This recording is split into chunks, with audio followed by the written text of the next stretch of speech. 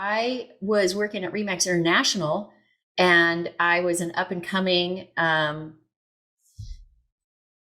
editor slash special projects director person there. And we all had to, work the convention in Las Vegas for, like, I don't know how many agents we'd have show up. Thousands and thousands of agents would show up. And so Bob was the keynote speaker, and I was appointed as his security guard because I'm 5'2" and I mean business. So,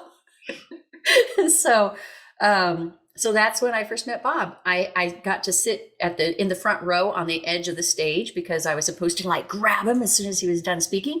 And that was the first time he spoke that I ever had heard. And I was just astounded. And then I had to walk him from that to his workshop. And that's where we had the conversation about me thinking that I wanted to start my own company, even though I'd never told anybody that. Mm-hmm. That's when I first met him.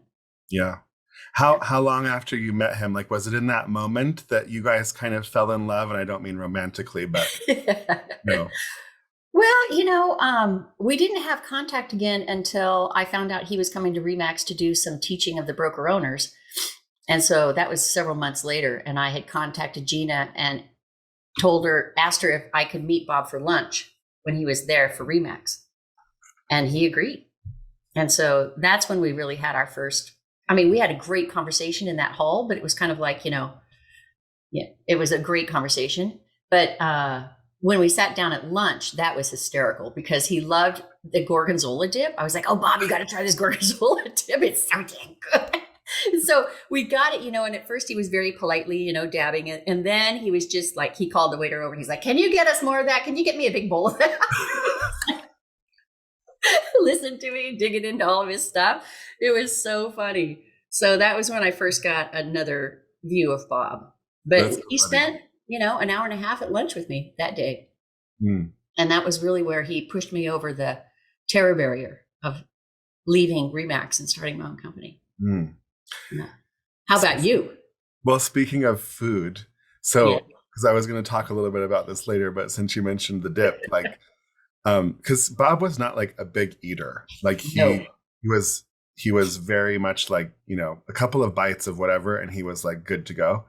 But then sometimes, he would find something like that. Like I remember one time we were at a training in Scottsdale, and they were like the catering, whatever, it was kind of like Mexican food. And they had these little tiny sopapillas for dessert. And he had like a plate of them. It's like, these are so dang good. And it was always funny to see him just like, once he found something that he liked, it's like another stomach opened up or something. But otherwise, he had a stomach about like that big. Yes, his mainstay meal, for those of you who are asking, was the grilled cheese sandwich and cottage cheese and maybe a Dr. Pepper or an iced tea.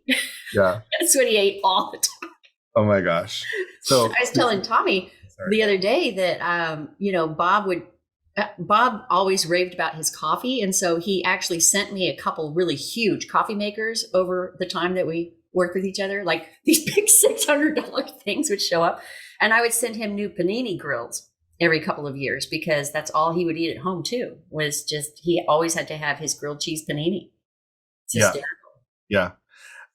So even as recent as, the last time I saw Bob was at the end of December. I went and met with him he was in Las Vegas, and he was like, well, we'll have lunch. And he was like, I'll have like food ready when you get here. And he's like, what do you want? And I said, I'll have what you're having. And he said, oh, Tommy, you're going to be so disappointed. Like he didn't even want to tell me what he would have ordered if it was his choice. And I was like, okay, how about chicken Caesar salad? And he was like, okay, I'll have that too.